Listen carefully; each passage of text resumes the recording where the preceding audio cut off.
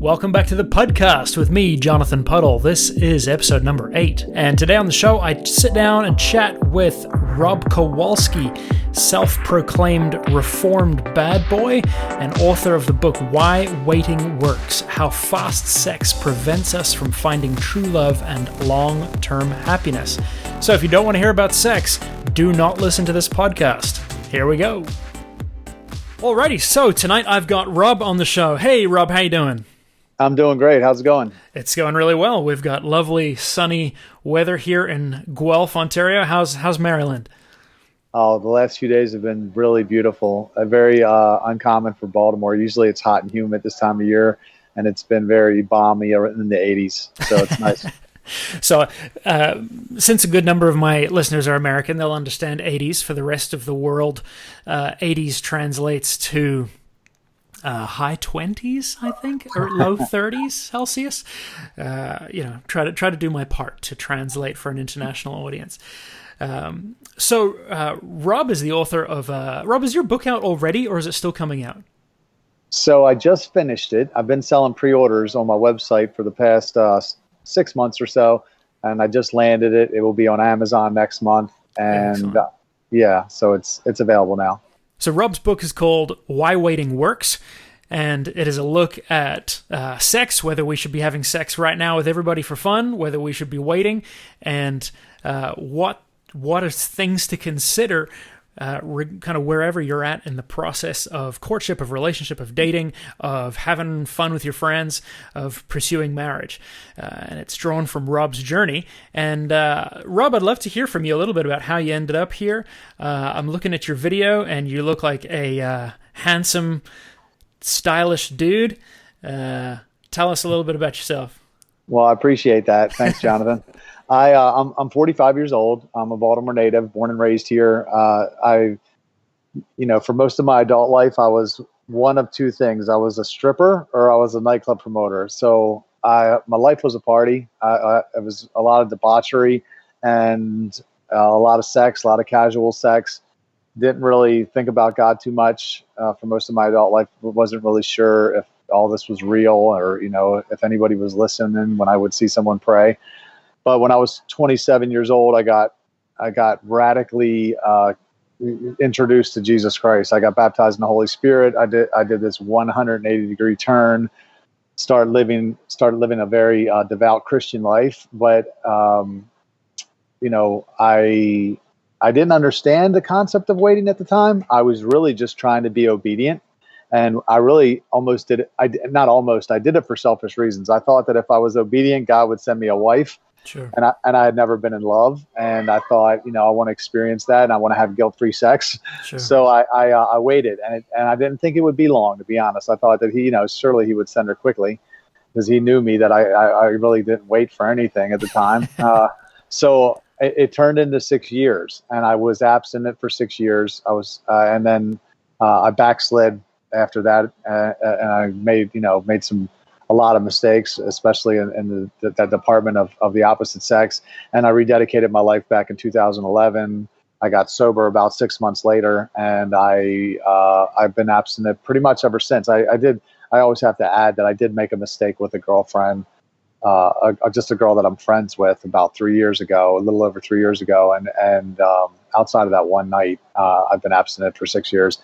But I say all that to say that I've lived at polar ends of the spectrum. Completely, maybe more so than anyone in the history of the world. I don't know if anyone's ever lived at the extremes that I have when it comes to sex, but I've learned some things in the process, and I really believe that I can explain practically why it makes sense to wait better than anyone. And it's almost indisputable when I get into debates with people about it. It would be the equivalent of saying that exercise isn't good for you. So I'm passionate about sharing that story with people. So I grew up in a Christian home, and I think I was 4 years old when I gave my life to Jesus. Some people said, well, how could you understand what you're doing when you were 4? I can't say that I had what I would say was a powerful encounter, but I remember feeling like I needed to make peace with Jesus and explaining to my mother, and she walked me through some prayers, and so that's been a factor in my life ever since. I never rebelled. My parents provided a great honoring upbringing for me and my brothers, and so by and large, I followed the rules, played it safe. I ended up getting married when I was 19 years old. I've been married ever since then. I'm now 32. I've only had sex with one woman, but I've got to say, if I'm real honest, I've looked at aspects of the promiscuous lifestyle at times enviously. Right? I've done everything right, quote unquote. Like a little bit like the older brother in the prodigal son story. I'm like, sure. God, I've done everything right. Can I get some candy too somewhere along the line? So can for those of you who are like me, unpack a little bit, why? Because I did wait. Sure. And I know it was the right thing to do, and I don't have any regrets, though I should say that it was a very close thing. You could measure it on technicalities, I suppose, between my wife and I. So talk to me about why waiting beyond just I'm waiting because I should, kind of like you said. Yeah. Well, number one, I mean, there's plenty of research out there, and people that wait or have had sex with the fewest amount of people, they have the highest percentage of fulfilling relationships and sex lives. So, I think we all think that, I mean, it's definitely proven that the more sex we have, the happier we are. And you would think that maybe it's the more sex we have with the more people, but it's actually the opposite's true. When you have sex with multiple partners, you actually have a much higher rate of divorce, and the chances of you having fulfillment in your sex life and your relationship, even if you do stay together, it will also be lower. So it's kind of counterintuitive. Sure. I almost liken the whole thing to like overeating. It's probably fun to sit on the couch and eat Twinkies or eat junk food. It's in the moment, it's fun, and sex with casual sex in the moment is fun. I'm not going to lie and say that it's not fun, but it's after. It leaves you feeling empty, and it also prevents you from finding that right person, because what often happens, and I don't think people play the tape all the way through, is you get connected to the wrong person. And this is why, when you look at the average, at least in the United States, the average amount of dates that a couple goes on before having sex right now is 3. Okay. And then the rate of divorce in this country is 50%. Of the 50% that stay married, 50% of those people aren't having sex anymore. And everyone's heard that stat, the sex stops after you get married. I don't know if anyone, or that saying rather. I've had married people say that to me. And I'm going to say, no crap, Sherlock. It's because you put the cart before the horse. Yeah, right. And you had sex with the wrong person, somebody that you were just physically attracted to. And when you don't connect on a deep level, guess what? The physical attraction now goes away. That's what happened to me in every relationship that I was in, because I had sex quickly. And it didn't matter how hot that girl was, or how, for anyone listening, how hot that guy is. If you don't connect on a deep level, the physical attraction goes away. And the thing is, it takes a while to figure out if you connect on a deep level, because we can be physically attracted to almost anybody, Sure. At least I can. I mean, any good looking girl I could be just about physically attracted to. So it doesn't take much. But when you don't pump the brakes and figure out if you're really connected or anything beyond the surface, you could very easily get yourself wrapped up into something you shouldn't be in, and then miss your right person. Yeah, it makes sense. So this idea that everybody is having a great time is flawed. Absolutely. I mean, I always say the punchline's Charlie Sheen. Fair enough. I don't think he's having fun. I mean, he had some fun, and he was the envy of many men. But I don't think anybody envies his lifestyle now. He's a shell of himself. And, at the end of the day, the Bible says that, no discipline's pleasant at the time. But, later on, it produces a harvest of righteousness and peace for those who are trained by it. Later comes. That's what I try to tell people. Later comes. Again, it would be fun to overeat in the moment. But guess what? When you're, 75 pounds overweight and you can't walk up a flight of stairs, that's not fun. You know what I mean? And the key to all long-term happiness is delayed gratification. There's not one thing in any area of life that you can say instant gratification produces long-term happiness. We all know it's true with everything, with saving money, if you want to buy a house, if you want to get an education, everything, your fitness, everything is delayed gratification, but we want to put our hands over our ears and pretend it's not true when it comes to sex. Well, unfortunately, it is true. Yeah, absolutely. Yeah, that makes sense. And I would say, as a married man who's been having sex with the same woman for many years, I do have a great sex life, and so that makes sense. What you're saying, I think it's so easy to assume that everyone else is having a better time, that the grass is greener. And like you said, there's we look at Charlie Sheen, or we look at 101 celebrity examples of people who seem to be living the good life, and we have to understand that somewhere in there, it's a shallow, vacuous existence that media is wanting us to fall in love with. Yeah. One of the things I talk about in my book is one of the chapters is physical attraction fades. And, I've dated some beautiful women in my life. And like I said, and I point out one girl in particular in this chapter. She was my absolute physical ideal. And I almost believe that God sent her to me to show me it does not matter how good they look. I literally would just wanted to go to bed every night, and we would get into arguments because she wanted to have sex. It was because we weren't connected on a deep level. So literally, I hear from someone like you that says I've been having sex with the same woman.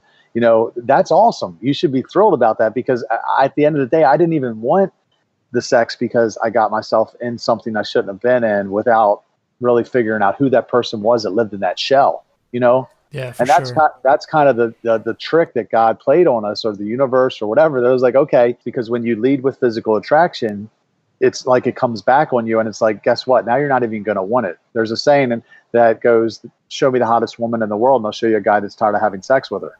Yeah. And it's offensive to women, but there's some truth in it.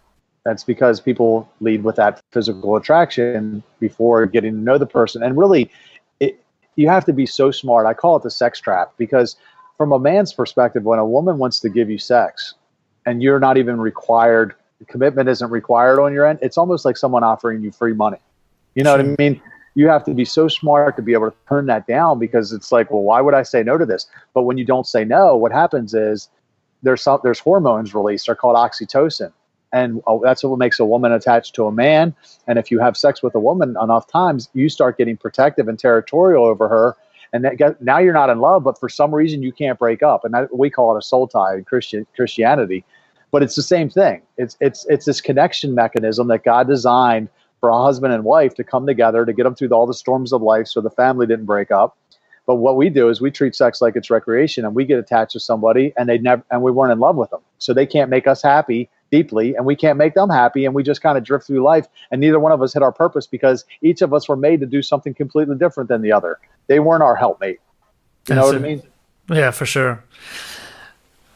I've been married for 13 years, I think. 13 years. I should remember that, obviously. And I feel like the more that I've got to know my wife, I read a quote in some marriage book that I read years ago from some elderly Christian leader, and basically they said, what's the key to your marriage? And he said, well, I've never had sex with the same woman twice.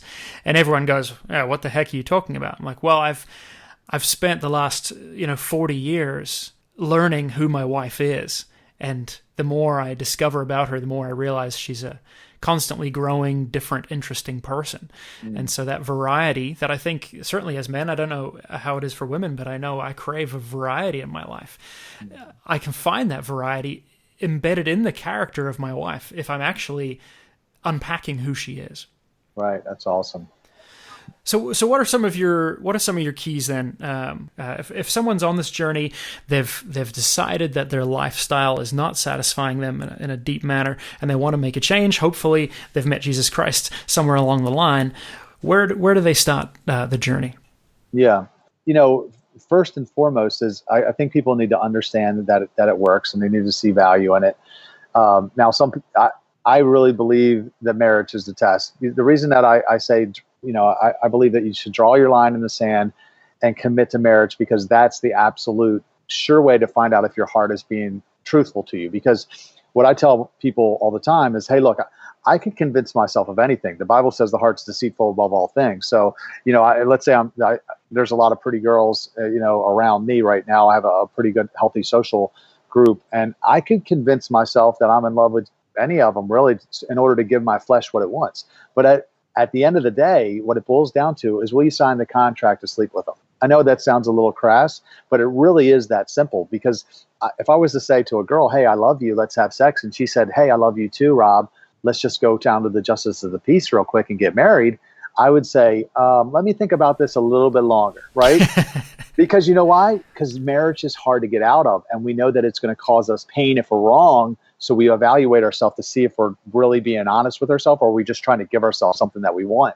That's why marriage works. So some people say, well, no sex before commitment. I'm like, well, how easy is it to break off a commitment? Because I could say, hey, you're my girlfriend, or your Facebook status I could change with a click of a button. That doesn't make you test yourself, right?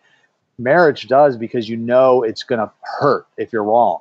So you really evaluate, and it's like if it's a perfect scale, is on one side, as bad as I want to have sex, I equally don't want to go through the pain of a divorce. So it's this perfect scale, and I evaluate quickly. And then that makes sure that you don't end up with the wrong person that's going to make you unhappy for the rest of your life and not fulfill your potential. And that's just the way I look at it. Yeah, it makes sense. When you say the wrong person, would you think of that in terms of God has like a perfect match for you? Yeah. Or would you lean more towards kind of like personal compatibility, or where does that land for you? I lean towards soulmate, but one thing I say in the book, even if it's just not one person, but it's 1% of the population, I wouldn't imagine it's any more than that. Even if it was just one person that could make you deeply happy or deeply fulfilled, then it just makes sense on a practical level to wait, because you might have to go through 50 people. You might have to date 50 people or more to get to that one person. And if you start sleeping with people along the way, you're going to get hemmed up with some of them. Sure. You're going to get wrapped up into something complicated with some of them, and you'll never make it to that 1%. You'll never make it to that one person. Now, people think that they're smart like that. This is what I used to think. I want to be like a George Clooney. I just want to be single forever. It doesn't work that way, because what happens is eventually someone comes along and they put up with your crap long enough that eventually they grow on you. And then all of a sudden you don't want that person sleeping with someone else because they feel like they're yours. So you kind of start feeling guilty, and then you have to commit to them. And this is real. Like, maybe people that listen, some of the people listening to this podcast might not understand that, but this is coming from a person that lived on the other side, that was very promiscuous. And I see this, it's a common theme in friends of mine's lives, where they get basically stuck with the wrong person, because this is the way that I believe God designed it, and biology supports it. So what does dating look like if you're not having sex? Yeah. Well, I think for me, it's a lot less, because I used to date just about anybody, because it was the only thing that I needed was physical attraction. And because I knew in the back of my head that we were going to be having sex sooner or later. Okay, let's be honest, sooner. So I didn't need anything beyond physical attraction, which is why I got stuck with the wrong girls regularly, because I wasn't evaluating up front. When you draw your line in the sand and you really mean it in your heart of hearts, the process of elimination takes over, and you start going through people very quickly, because now you know what you're looking for.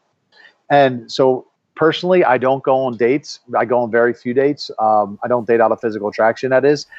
I do want physical attraction, like every Sure. person listening to this, but I also know that there has to be so much more than that. So what I do now is I keep girls in the friend zone, or they keep me in the friend zone, and I give myself a chance for that surface level physical stuff to die down, and then I can look at them and see if there's anything telling me to take another step. And I've only been on a couple of dates in the last 6 years, and I just believe that it's the best strategy for finding that person. Now, hopefully it doesn't take your listeners that long. I don't think anybody wants to wait 6 years, but for me, it has taken that long, and probably it had to do with my past and God healing me of all those mistakes. But yeah, to me, it's a great strategy. When I see people dating, like getting on dating apps, Tinder or Match.com or whatever it is, to me, it's a little ridiculous, because I'm like, you don't know who lives inside that tent. And that's all these bodies are. They're tents. Somebody lives in there. And, personally, what I like to do is I'll just hang out with somebody as a friend. We might, go grab sushi or go grab dinner or whatever even just two of us, but it's not pointing our feet at each other. Josh Harris talks about something in I Kiss Dating Goodbye where it talks about, when you start dating, you're basically point your feet at each other. If you do that and then you decide to point your feet the opposite, back in the direction, there's some hurt feelings there. And my goal now is just to have as many great friendships as possible, because the more friends I have in my life, the richer my life gets. So I don't want to burn any relationships by getting someone's hopes up or even my own, set expectations that I can't meet. Yeah, it makes sense.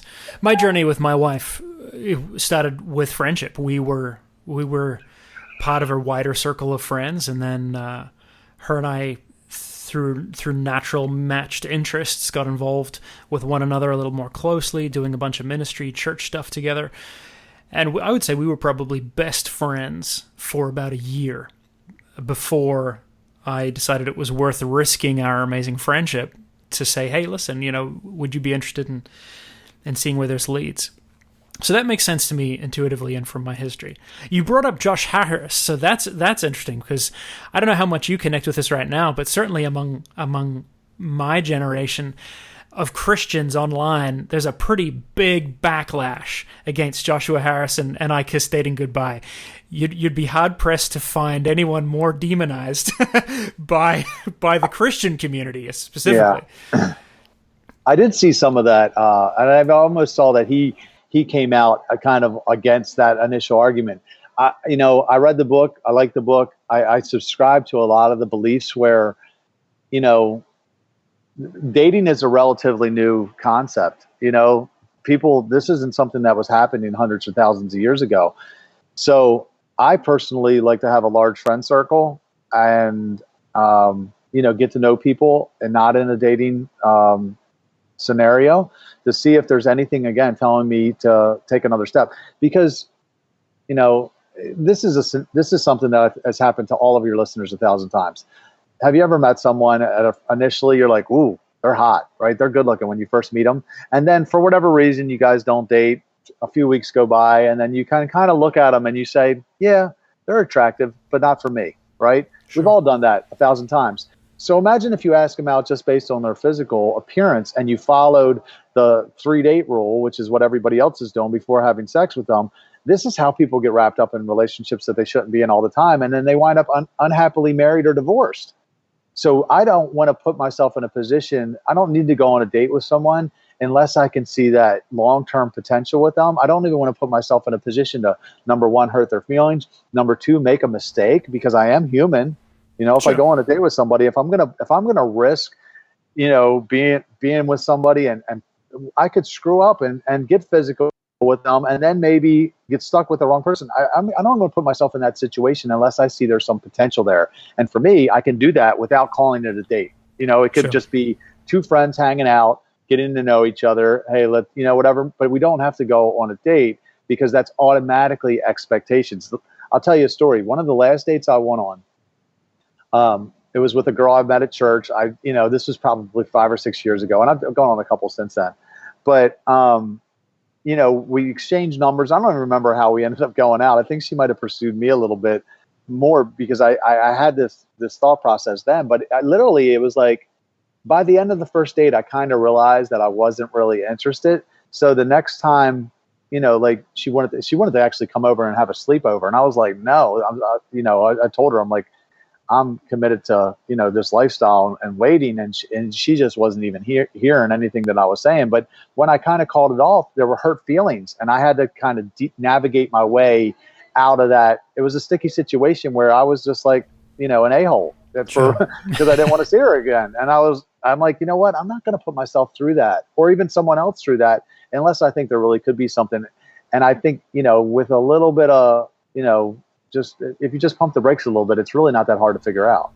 Yeah, that makes sense. Some of the negative fruit that a lot of us experienced as a result of I Kiss Dating Goodbye was essentially just not even being able to talk to the opposite sex, having no grid. And I don't think that he quite shut us down as hard as we all took it, because I think he was unintended consequences, right? He was, I think, trying to speak to a group that he was afraid were having promiscuous sex or dating promiscuously. And to many Christians who end up picking up that book, they weren't. They barely even knew how to talk to one another. And so what you're saying about friendships forming a basis of getting to know one another, I think, is exactly what is right and what we all need, and probably what poor Joshua Harris was trying to say all along. So talk to me then about building a friendship circle. Most of my friends are other young parents, or folks at a similar stage of life. I do have single adult friends, and what I often hear is how difficult it is to connect with one another, to make meaningful friendships. A lot of people really focused on their career, or they're beyond kind of like a college age where maybe community develops naturally. How do you build a friendship circle? So for me, and this is a great question, because if you really do commit to doing this, to waiting, then it is absolutely crucial that you surround yourself with a great group of people, because you cannot make it alone. So my story was I white knuckled it for 6 years when I first got saved. And I just went to the movies on the weekends, and I tried to avoid trouble, and I waited for God to send me my soulmate, and she didn't come. And eventually I drifted back to the bar scene because I wanted a social life again. I wanted to be around some people that I could relate to. Sure. And I unfortunately started picking up my bad habits one after the other, to the point where I was again, like I was before I had met the Lord. So when I rededicated in 2011, I went through the exact same period for the next year. I was literally renting Redbox movies by myself every night. And I tell the story, I laugh at it now, but it was like a Friday or Saturday night, I forget which. But I rented Dolphin Tale because I'd seen every other movie in Redbox, and I was so depressed. I was like, I'm a grown man. I actually used to run the nightlife in my city, so I'm cool. I'm a cool guy. and I'm renting Dolphin Tale on a Saturday night. I'm like, that's how pathetic, the options for, what I call now fun without regret are.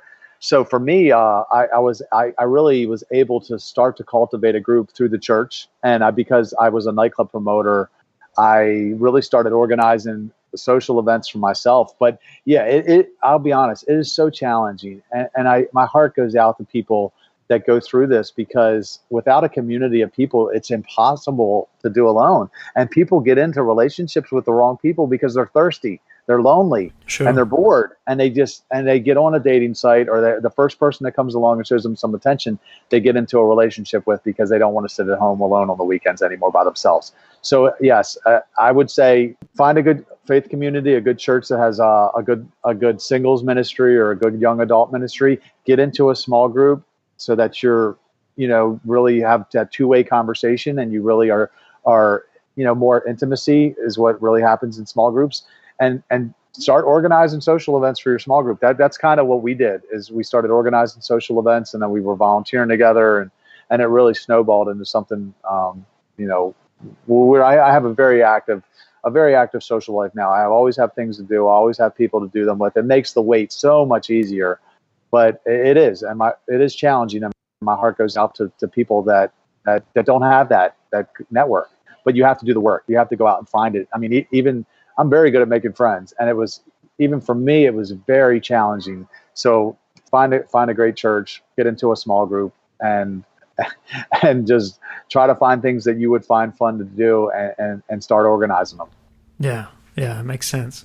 So you've got an organization as well that I believe you're running. I see you wearing a shirt right now that says City Fam, City FAM, I'm guessing that's short for family.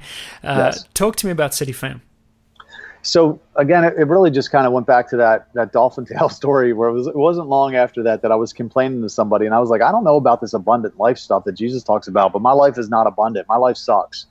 As I was sitting at home alone every weekend, just didn't know what to do or who to do it with. I was working hard during the week, and when Friday came, I wanted to blow off some steam. I wanted to be around some people and have maybe be around some girls. And they're just the options were so bad that I just, like I said, ended up staying home or going to the movies, and that was about it. But I started organizing social events for myself, And, a lot of my friends from church would come to him. But what was really interesting is I had friends from my former life that I had been inviting to church for years that would never come with me, but I could get them to a social event. And at that social event where a lot of my friends that knew the Lord, that's where the magic happened, because then there would be a relationship formed. So around this time when we were doing this, I was noticing that I was getting, it was this interesting dynamic. It was a mix of my Christian friends and my non-Christian friends.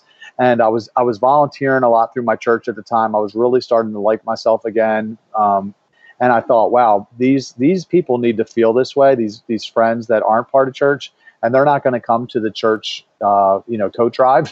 So I started looking for worthwhile causes in the community, and I started organizing service events for us as well. And really what we did is over time, we kind of developed this ladder where, basically you help people kind of get them to a social event where they can meet some good people, have fun without regrets. That sounds like a neutral zone, right? That's not church. Exactly. Well, they're comfortable in a bar, or they're comfortable at a sporting event, they're comfortable at an amusement park or whatever it is.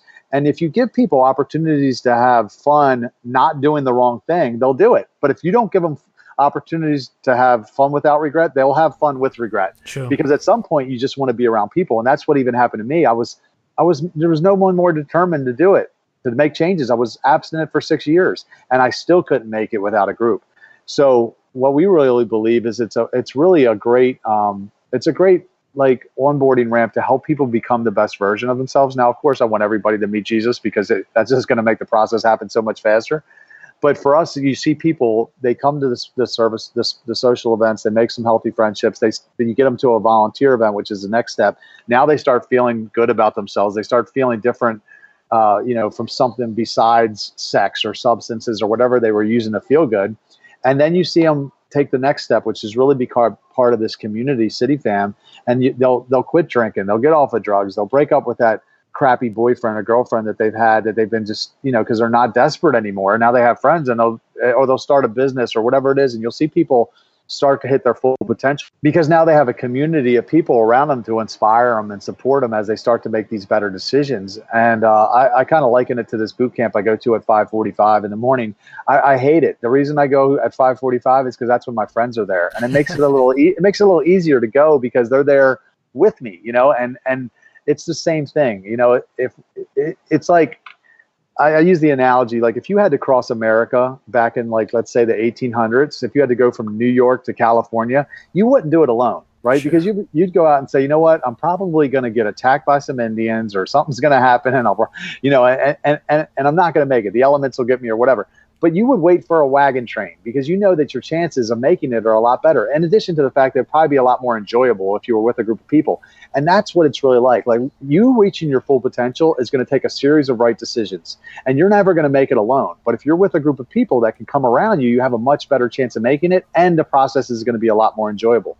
And that's really what City Fam is. So it's about becoming the best version of yourself and enjoying the process, because we do a lot of social events. We do a lot of volunteering together. And it really makes it a lot easier to, to stick it out and even to wait to have sex, because it's like, we're all in this together. Like, hey, I want to see you. I want to be at your wedding. I want to be there when you meet your soulmate, and I'm going to be there, clapping the loudest on your wedding day. But it's really that it's again that support system, and that's really what we've kind of cultivated at City Fam. That's excellent. I would say, as someone who's been married for 13 years, that community, that need and the criticality of that community doesn't ever go away. If anything, it gets strong. It gets even more acute, the need for that. Once you are, you've got kids, you've been married 6 or 7 years, some of that shine wears off, and you're now in the trenches with, sleepless nights and mortgages and eventually looking after your parents and other ailing family members. That community around you is critical. And if you don't have that kind of friendship context with your own spouse, let alone with a wider community, you'll have those same kind of problems and same difficulties. You'll turn to false pleasures and so on. It's interesting because in so many ways, a lot of what you're saying is the same journey that I've discovered is what's keeping my marriage alive. And so there's this aspect of of my heart, like I said at the very beginning, that some days, not proud days, but some days I'm like, man, I wish I'd screwed around and had sex with a whole bunch of women. It looks like a whole bunch of fun. Right. But then, of course, I realize that even right now in my marriage, the reality is my true fulfillment doesn't just come from the frequency of sex that I have with my wife. Mm-hmm. Obviously, sexual fulfillment is a part of my marriage, but there's a much broader picture of community, of relationship. And I think ultimately it's a bit of a divine mystery, right? Because God is expressing himself through community. He's the body of Christ is made up of all of us believers, and so we participate in some aspect of the divine life when we're living communally, right? I mean, he said, don't forsake the fellowship of believers. He didn't say, go to church on Sunday. He said, it's the fellowshipping that's important. Right. So are you guys focused specifically just where you are in Baltimore, or are you looking to build a movement, or where does that? Absolutely. We want to build a movement. Right now we are only in Baltimore and surrounding areas. We have a couple chapters that are close by, but the dream really is to spread this to other cities, because I know that there are people like me everywhere, the people that are bored, staying at home, not knowing what to do with themselves on the weekend, or they're going out possibly making bad decisions because they're like, what's the alternative? So we really want to find other people, and we want to show them how to do what we've done here in Baltimore and to create a movement. Yeah. So that is the dream. Yeah. So folks who want to learn more about CityFam or get involved or start something kind of locally, what should they do? They can reach out to me. They can send an email to rob@cityfam.com, or if they just want to learn more, they can go to cityfam.com. They can join the fam. At that point, they're on our email list. They can follow us on social media, Facebook and Instagram, Twitter. It's all at the City Fam. Excellent. And your book, where can we find that? So it's at whywaitingworks.com. They can order a copy there, and I'll have it out to them within the next 4 weeks. They'll have the hard copy in their hands. There's a resources page there I wanted to mention where they can get links to videos and articles where there's been plenty of studies done on this topic by people that are far smarter than me. And, like when you talked about, I wish I had messed around. I just want to tell people it's a lie. It's the devil or the world is fed to us. And I bought it, and I am living proof that it's not true. And I'm a whistleblower. And that's why I'm so passionate about getting this out there. But all the studies are there where people can see for themselves that people that have slept around a lot are less happy, and they get divorced at a much higher rate. So I would encourage people to just read up, because people say, well, sometimes they even say to me, well, you had your fun and you got it out of your system. Sure. It's like saying to someone, well, you got heroin out of your system. It doesn't work like that. It does not work like that. You know what I mean? You usually mess yourself up. I had my fun with Doritos and pizza and beer. Right. And now it is in my system. It's physically hanging off my system. Exactly. Right. Rob, would you pray for us, for anybody out there who's, I think my heart really is burdened for people who are single and lonely, especially maybe those who are not outgoing, who are not the life of the party, who didn't used to be former promoters, but are young, lonely, hurting, confused. Maybe even the ones who are like, you know what, it's great that girls want to have sex with you, Rob, but nobody wants to have sex with me. Yeah. I think my heart's really burdened for those guys. I know so many guys and girls in that camp, people with hearts of gold who are hurting. Yeah, absolutely. So first off, God, I just want to thank you that this is all your idea, that you wrote this story, God. I thank you that I get to be on this show and just share what you've done in my life, God. I don't know where I would be without you, God. I would have been a disgrace to my family, and I just would, maybe if not dead or in jail, I'd still be a bad influence, God, and not happy with myself, God. So I thank you for what you've done in my life, that you've taken my mess and made it into a message, God. I pray for all the listeners out there. First off, get this message out to the right people, God, the people that need to hear it. We pray that they would be within the earshot, or that somehow, some way they would find their way to this podcast and they would be able to hear it, God. I pray that you would continue to, open people's eyes and spread light into dark places, God. If there's anyone out there that's listening, that's lonely, that maybe doesn't have a great network of people, God, I pray that you would help them find people that they can relate to, people that they can plug in with, people that can support them in this journey to wait, God, that you would give them the strong resolve to go through it, to wait, God, so that you can do the work in them to make them a good partner for this person that you're preparing for them, God. Help them to trust you and to believe in you, God, that you can do it, and help them to find the support that they need as they do wait, God. I thank you for the opportunity to be on the show. I love you so much. In Jesus' name, amen. Amen. Rob, thanks for being with us. This is great. I'm excited for what you're doing, and it's good stuff. I appreciate it, Jonathan. Thank you for having me on. I really loved it. Thanks for listening to the podcast. If you enjoyed this, if it spoke to you, then please would you consider sharing it with a friend? Head over to jonathanpuddle.com. You'll find links to my Facebook page, Twitter profile, our YouTube channel, which includes a whole bunch of stuff from my whole family as well. There's vlogs and all kinds of fun videos there. Spiritual stuff, non-spiritual, family life stuff, DIY videos. You can get to know us a little bit better. And while you're on jonathanpuddle.com, make sure you subscribe to get an email. I send it just once a week, and I include highlights from the blog, recent podcast episodes, videos, and just kind of the overview of what's going on the last week. Thank you, guys.